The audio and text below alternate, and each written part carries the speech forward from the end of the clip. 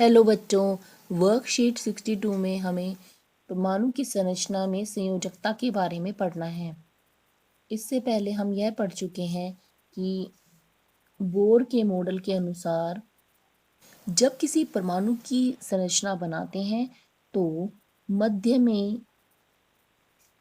केंद्रक तथा उसके बाहर हम ऊर्जा कक्ष का निर्माण करते हैं जिसमें KLM करके नाम दिया जाता है तथा इन ऊर्जा कक्षों में इलेक्ट्रॉन उपस्थित होते हैं।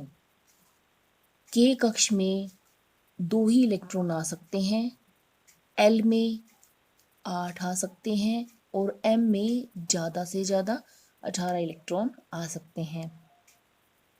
जब हम इलेक्ट्रॉन्स को परमाणु में लगाते हैं तो इस बात का ध्यान रखते हैं कि सबसे पहले इलेक्ट्रॉन K कक्ष को भरें। जब K कक्ष पूरा भर जाएगा तब हम L कक्ष में इलेक्ट्रॉन्स को भरना शुरू करेंगे तथा उसके पश्चात M, और इसी प्रकार से परमाणुओं में इलेक्ट्रॉन्स को अरेंज किया जाता है, लगाया जाता है। इसे हम परमाणु का इलेक्ट्रॉनिक विन्यास कहते हैं। मान लीजिए हमारे पास सोडियम का परमाणु है। सोडियम को हम Na से लिखते हैं क्योंकि इसका नाम नेट्रियम से आया है। इसका परमाणु क्रमांक 11 होता है। अब हम इसका इलेक्ट्रॉनिक विन्यास लिखते हैं। इसके पास हो गई KLM 3 शेल।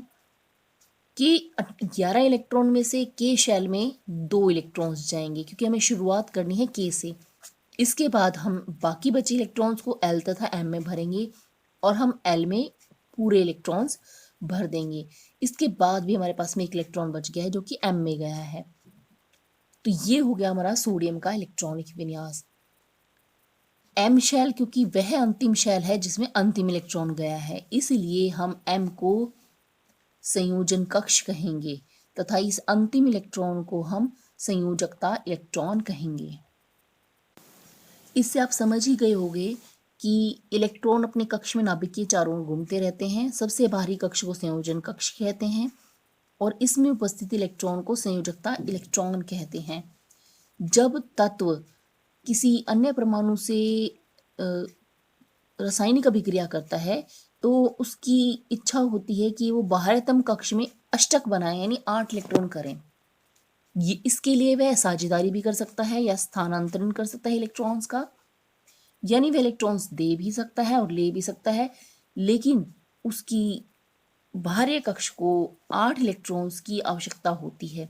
यदि वह 8 इलेक्ट्रॉन पूरे नहीं कर पाता तो वह अपने बाहरी कक्ष को खाली भी कर सकता है। जैसे सोडियम का परमाणु विन्यास हो गया 2, 8, 1। अब इसके पास बाह्यतम कक्ष में 1 इलेक्ट्रॉन है और इसे 7 इलेक्ट्रॉन की जरूरत है जिससे कि ये 8 इलेक्ट्रॉन्स में परिवर्तित हो जाए, लेकिन 7 इलेक्ट्रॉन लेना कोई आसान काम नहीं है। इसके लिए बहुत अधिक ऊर्जा लगती है और जो सोडियम द्वारा नहीं किया जा सकता। इसीलिए यह 7 इलेक्ट्रॉन लेने की बजाय 1 इलेक्ट्रॉन किसी अन्य परमाणु को या किसी अन्य तत्व को दे देता है। तो परमाणु के बाह्यतम कक्ष में इलेक्ट्रॉनों के अष्टक बनाने के लिए जितनी संख्या में इलेक्ट्रॉनों की साझेदारी की जाती है या स्थानांतरण होता है, वही उस तत्व की संयोजकता शक्ति या संयोजकता होती है।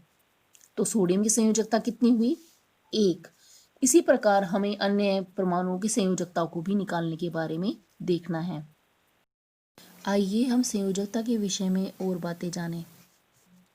किसी भी परमाणु का संयोजन बाह्यतम कक्ष 8 इलेक्ट्रॉन रख सकता है। इसका अर्थ यह है कि किसी भी परमाणु में आखिरी कक्ष में 8 इलेक्ट्रॉन होंगे। यदि किसी परमाणु के कक्ष में 8 इलेक्ट्रॉन हो तो उसकी संयोजकता 0 हो जाएगी, क्योंकि ना तो वो इलेक्ट्रॉन किसी को देगा, ना किसी से इलेक्ट्रॉन लेगा, ना ही वो साझेदारी करेगा। और ऐसे तत्वों को हम अक्रिय तत्व कहते हैं, जैसे हीलियम, नियोन। ये रिएक्शंस नहीं करते हैं, ये रासायनिक अभिक्रियाओं में शामिल नहीं होते हैं। परमाणु आपस में जब रासायनिक अभिक्रिया करते हैं तो उनका मकसद होता है अपने अंतिम कक्ष में अष्टक प्राप्त करना, और इसके लिए वे साझेदारी कर लेते हैं या इलेक्ट्रॉन किसी से ग्रहण कर सकते हैं या इलेक्ट्रॉन किसी को त्याग देते हैं या किसी को दे देते हैं। जितने भी परमाणु सक्रिय हैं, सक्रिय अर्थात जो रासायनिक अभिक्रियाएं करते हैं और अलग अलग प्रकार के पदार्थ बनाते हैं, उनकी संयोजन शक्ति और दूसरे परमाणु के तत्वों से मिलकर अणु बनाने की प्रवृत्ति इसलिए होती है क्योंकि वे अपने बाहरी कक्ष को पूरा करने का प्रयास करते हैं। अब संयोजकता प्राप्त करने के चरण देखते हैं। सबसे पहले हमें तत्व का इलेक्ट्रॉनिक विन्यास लिखना है, जैसे कि हमने सोडियम का लिखा था। फिर हमें देखना है कि अंतिम कक्ष यानी संयोजन कक्ष में कितने इलेक्ट्रॉन हैं और इतने इलेक्ट्रॉन से क्या वह इलेक्ट्रॉन देना चाहेगा या इलेक्ट्रॉन लेना चाहेगा या साझेदारी करेगा।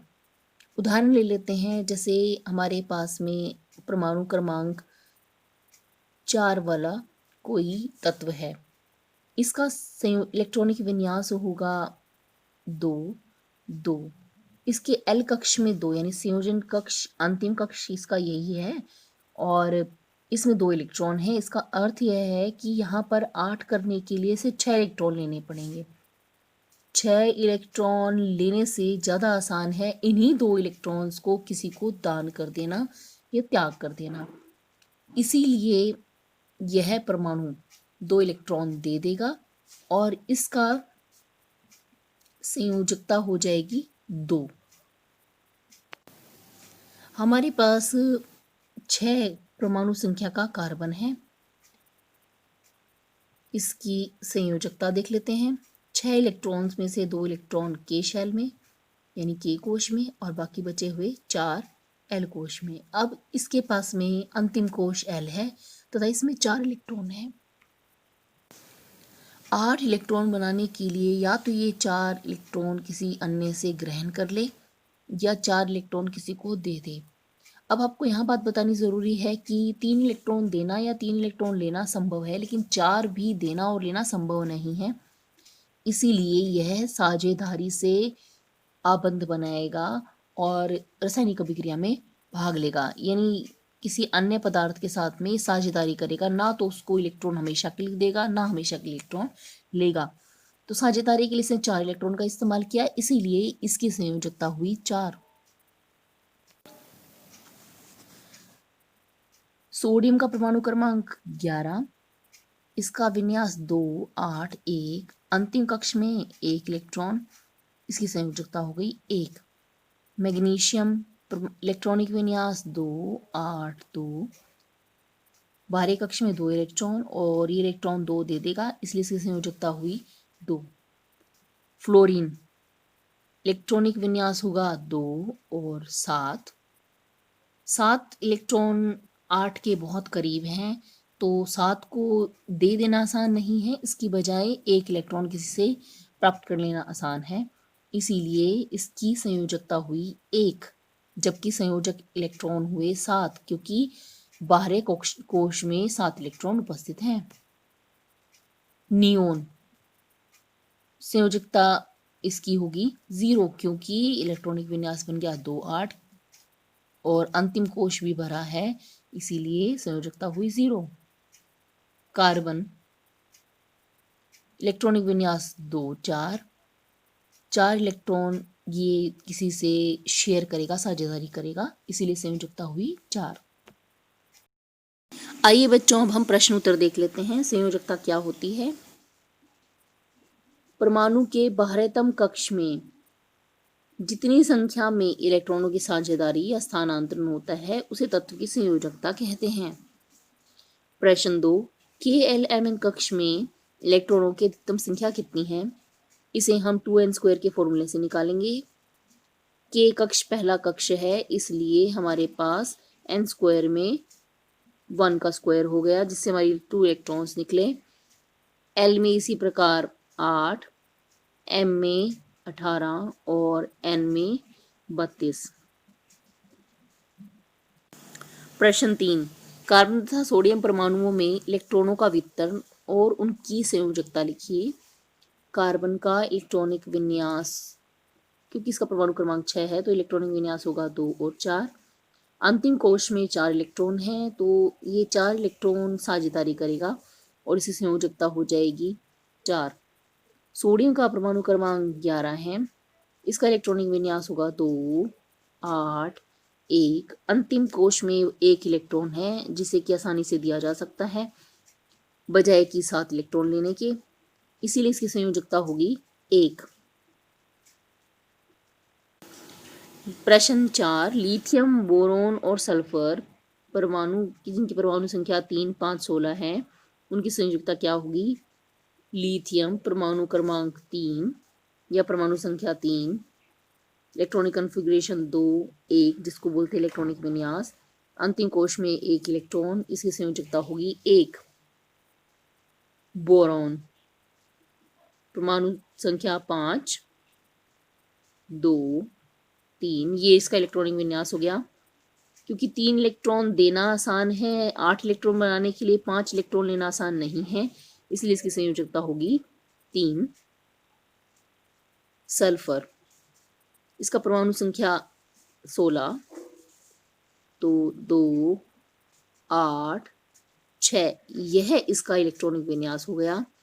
अंतिम कोश में 6 इलेक्ट्रॉन हैं, 6 इलेक्ट्रॉन देने आसान नहीं है, 2 इलेक्ट्रॉन यह ले लेगा, तो इसकी संयोजकता होगी 2। Thanks for watching.